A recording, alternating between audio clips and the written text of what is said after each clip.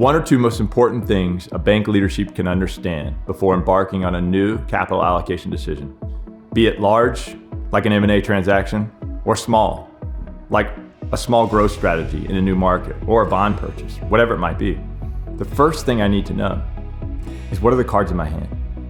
I've already allocated most of my capital at any given moment in time because I'm levered. So I have all these assets, all these liabilities that are poised to produce outcomes for me.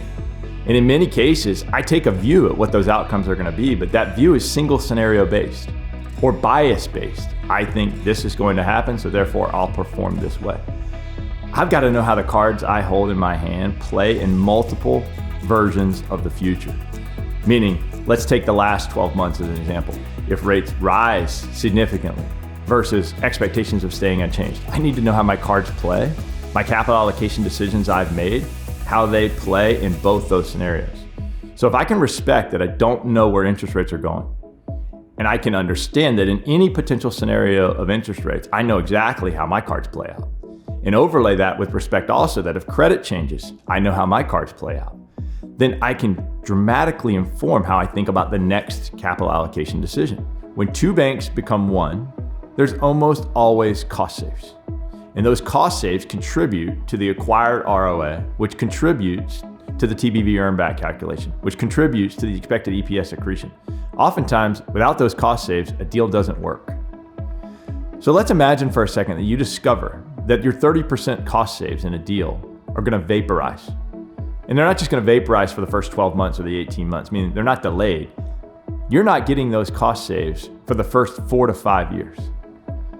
That would dramatically change how you feel about the price you should pay for a deal.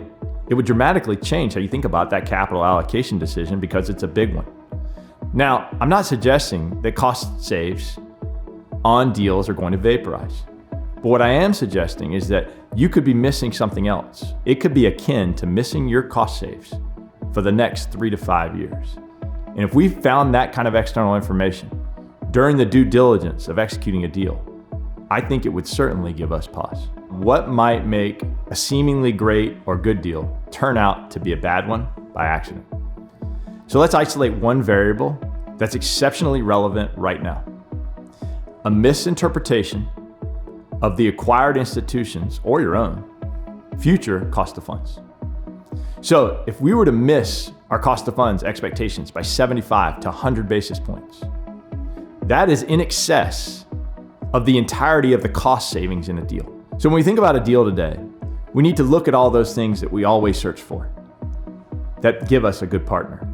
But we need to put a closer eye on the expectations of the cost of funds for the acquired and for ourselves.